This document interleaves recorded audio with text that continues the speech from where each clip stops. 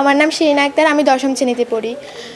আসলে ইংরেজিটা আমাদের মাতৃভাষা না, সেই কারণে আমাদের কাছে ইংরেজিটা খুব কঠিন লাগে। যতবারই পড়ি না কেন ইংরেজির ওয়ার্ডগুলো আমাদের কাছে খুব কঠিন লাগে। যতই আমরা চেষ্টা করি সহজ করার জন্য, তবু আমরা পারতেছি না। আমরা এখন কোন ক্লাসে? এবং তাহলে কয় বছর হলো? 9 বছর। তো 9-10 বছর ধরে একটা বিষয়ে পড়ে আমরা এখনো অনেক ভয় পাই। আমরা পরীক্ষায় ভালো করতে পারি না। এখানে একটা বই, তোমাদের এখানে কয়টা বই? দুইটা। তোমাদের এখানে দুইটা। তোমরা যারা কাগজ পেয়েছো, তোমরা যে কোনো একজন একটু দাঁড়িয়ে প্রথম লাইনটা বলতে পারবে এই দিক থেকে? প্রথম লাইন, প্রথম সবচেয়ে উপরে কি লেখা আছে? তুমি পড়ো তো সবচেয়ে উপরে। হ্যাঁ, যে কথাটা উপরে লেখা আছে ইংরেজি কি? তাহলে আসলে ইংরেজি কিন্তু সহজ না, তাই না? এটা একটা মিথ্যা কথা লিখেছে। হ্যাঁ, যে লিখেছে সে কিন্তু ইচ্ছা করে মিথ্যা কথা লিখেছে না? আমি লিখছি? হ্যাঁ। আসসালামু আলাইকুম দর্শক, আপনারা দেখতে পাচ্ছেন আমরা এই মুহূর্তে রয়েছি একটি শ্রেণীকক্ষে, যেখানে সাইদ মিল্কি ভাই শিক্ষার্থীদের খুব সহজভাবে ইংরেজি ভাষা শেখার জন্য আপ্রাণ প্রচেষ্টা চালিয়ে যাচ্ছেন সম্পূর্ণ নিজস্ব উদ্যোগে বিভিন্ন স্কুলে ছুটে বেড়াচ্ছেন ইংরেজি ভাষাকে শিক্ষার্থীদের মাঝে সহজ করে তুলে ধরার জন্য, যাতে করে তারা তাদের যে ইংরেজির ভীতি রয়েছে সেটি কাটিয়ে উঠে তারা সহজে ইংরেজি বুঝতে পারেন। আমি এখন কথা বলবো ইউনিসেফের সাবেক কর্মকর্তা, আমাদের সবার প্রিয় সাইদ মিল্কি ভাই। আপনি কেমন আছেন? ভালো। তো আমার খুবই ভালো, যেহেতু আমি একটা স্কুলে এখন আচ্ছা ছাত্রছাত্রীর সঙ্গে কাজ করছি। ভালো লাগা ভালোবাসা থেকে নিশ্চয়ই কাজটি আপনি করে যাচ্ছেন। অবশ্যই।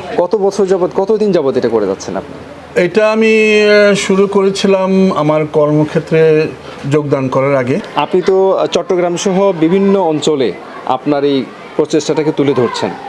আমি এখন মূলত বিভিন্ন স্কুলে গিয়ে ছাত্রছাত্রীদেরকে তারা আসলে আমি বিভিন্ন স্কুলে আমি আগেও যেতাম, কর্মসূত্রেও যেতাম। তো তখন ছাত্রছাত্রীদের জিজ্ঞেস করতাম যে তোমাদের কোন বিষয়টা নিয়ে তোমরা সবচেয়ে সহজে তোমার স্কুলে পড়তে ইচ্ছা করে, আবার কোন বিষয়টা সবচেয়ে কঠিন লাগে। তো সবসময় যে দুটো বিষয় ওরা বলতো সেটা হচ্ছে, একটা হচ্ছে ইংরেজি, একটা হচ্ছে অঙ্ক। তো আমি ভাবলাম যে আমিও প্রথম দিকে ইংরেজি শিখতে গিয়ে এই ধরনের প্রতিবন্ধকতা মুখোমুখি হয়েছে। সেটাকে আমি একটা প্রসেসের মধ্যে দিয়ে, একটা পদ্ধতির মধ্যে দিয়ে ওভারকাম করেছি। তো তখন আমি ভাবলাম যে আমি এটাকে শিশুদের মাঝে, ছাত্রছাত্রীদের মাঝে এটা ছড়িয়ে দিই। তো ওখান থেকেই আমার চিন্তাটা আসলো। এবং আমি চাচ্ছিলাম যে আসলে ছেলেমেয়েরা যদি এই দুটো বিষয় একটু ভালো করতে পারে, তাহলে যে আমাদের যে বার্ষিক পরীক্ষাগুলো আছে, আমাদের যেগুলো ম্যাট্রিক পরীক্ষা বলেন, এসএসসি বা এইচএসসি, এই পরীক্ষাগুলো তারা সহজে অতিক্রম করতে পারবে। আমার চাওয়াটা হচ্ছে তাই, এবং পাশাপাশি তাদের যাতে আত্মবিশ্বাসটা বাড়ে। ওর মতো বিরক্ত হওয়া ছাড়া আর কোনো লাভ হয়েছে তোমাদের একই জিনিস দুবার লেখাতে? জি, কি লাভ হয়েছে কে বলতে পারবে? আমি নাজনীন নাহার, আমি 9ম শ্রেণীতে পড়ি। আমার ইংলিশ লেখাটি 2বার লেখাতে পরিবর্তন হয়েছে, সুন্দর হয়েছে। আমার নাম ফাহিমা আক্তার, আমি 10ম শ্রেণীর মানবিক বিভাগের একজন ছাত্রী। আমি হঠাৎ করে লেখার পরে দেখছি যে যে ওয়ার্ডটা আমি খুঁজে পাই না প্রথমে, হঠাৎ করে লেখার পরে দ্বিতীয়বার লেখাতে আমি সেই ওয়ার্ডটা আমার চোখে দ্বিতীয়বার মতো পড়েছে। বুঝলাম যে আমি তো এই ওয়ার্ডটা আগে ভালো করে দেখি না, এখন দেখেছি, তাই বুঝতে পেরেছি আসলে আমার সমস্যাটা কোথায়। তুমি কি শব্দ প্রথম লেখাটা লেখার পরে শব্দের কি লিস্ট করেছো? জি। তো তোমার তো পাশাপাশি অর্থ লেখার কথা।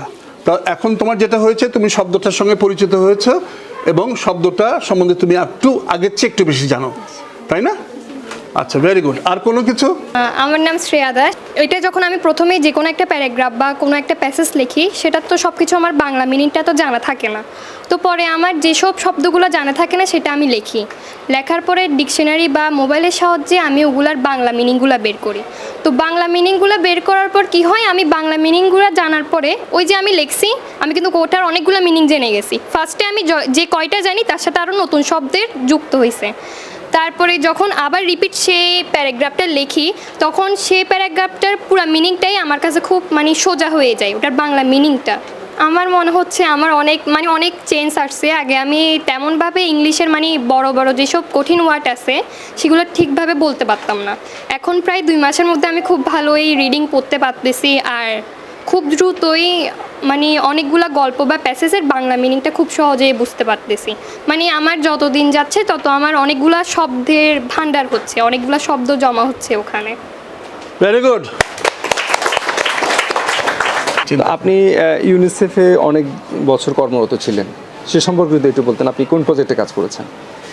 আমি প্রথমে আসলে এই কাজটাই আমার ইউনিসেফের বাইরে। আমি এখন অবসরে গিয়েছি। জি। এটা আমি স্বেচ্ছায় করছি বিভিন্ন স্কুল এবং প্রতিষ্ঠানে গিয়ে। তো এটা আমার ইউনিসেফের কাজের সঙ্গে এটার কোনো সেভাবে যুক্ত নয়। ব্যক্তিগত উদ্যোগে করছেন? ব্যক্তিগত উদ্যোগে করছি।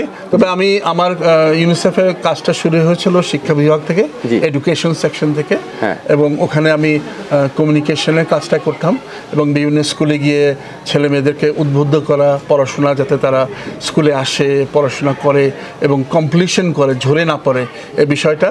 প্লাস পাশাপাশি আমি মিনা কার্টুন নিয়েও কাজ করেছি। বাংলাদেশের অনেক জনপ্রিয় একটি কার্টুন হচ্ছে মিনা কার্টুন। আমি এই প্রসঙ্গে আপনাকে প্রশ্ন অবশ্য করতে যাচ্ছিলাম। মিনা কার্টুনটা এখন নতুন নতুন পর্ব আর আসছে না, যদিও আগের পর্বগুলো তো এখনো মিলিয়ন ভিউ হচ্ছে। আমাদের মনে হয় ভালো একটা উদ্যোগ ছিল, এই ইউনিসেফের একটা ভালো প্রজেক্ট ছিল মিনা কার্টুন। অবশ্যই মিনাটা শুরুই হয়েছিল বিশেষ করে মেয়েদেরকে শিক্ষা অঙ্গনে আনার জন্য, যাতে যখন এটা মেয়ে শিশু দশক ছিল, হ্যাঁ, সেই দশক থেকেই শুরু হয়েছে। মিনার প্রয়োজনীয়তাটা এখনো আমার মনে হয় বাংলাদেশে আছে, তাহলে কেন ইউনিসেফ এটাকে বন্ধ করে দিল? না, বন্ধ করে দেয়নি। ইউনিসেফ রিসেন্টলি অটিজম নিয়ে একটা পর্ব করেছে এবং সামনে আরো পর্ব হবে। এটা বন্ধ হয়ে যায়নি, তবে হয়তো আগে টেলিভিশনে এটা অনেক বেশি দেখানো হতো, এখন টেলিভিশনের অনেক বেশি প্রোগ্রাম হয়ে যাওয়াতে মিনা হয়তো কম দেখানো হচ্ছে। আমি নিজে অনেকদিন দেশের বাইরে ছিলাম, তো আমার কাছে মনে হয়েছে আমাদের ছেলে মেয়েদেরকে যদি আমরা একটু সূত্র ধরিয়ে দিই, একটু তাদের ক্যাপাসিটি বিল্ডিং করি, তাদের একটু দক্ষতা তৈরি করতে পারি, তাহলে আমাদের ছেলে মেয়েরাও বিশ্ব দরবারে অনেক দূরে যেতে পারবে এবং অনেকে যাচ্ছেও এখন। আমরা এক চমৎকার মানুষের সাথে আজকে পরিচিত হলাম। আমরা চাই তার এই পরিকল্পনা সুন্দরভাবে সার্থক হোক। তার যে পরিশ্রম, মেধা, তিনি সব কিছু দিয়ে চেষ্টা করছেন বাংলাদেশের সকল শিক্ষার্থীদেরকে ইংরেজি বিষয়ে তাদের যে দুর্বলতা রয়েছে, ভীতি রয়েছে, সেগুলো কাটিয়ে উঠে তাদেরকে ইংরেজিতে পারদর্শী করার জন্য। আসলে ছাত্রছাত্রীরা যদি এটাকে আয়ত্ত করতে পারে, তাহলেই আমার কাছে মনে হয় সেটাই আমার সার্থকতা। তাদের সফলতাই হবে এই কাজটা সফল। আপনার সফলতা। ভালো থাকবেন, আপনার জন্য অনেক অনেক শুভকামনা। ধন্যবাদ আপনাকে।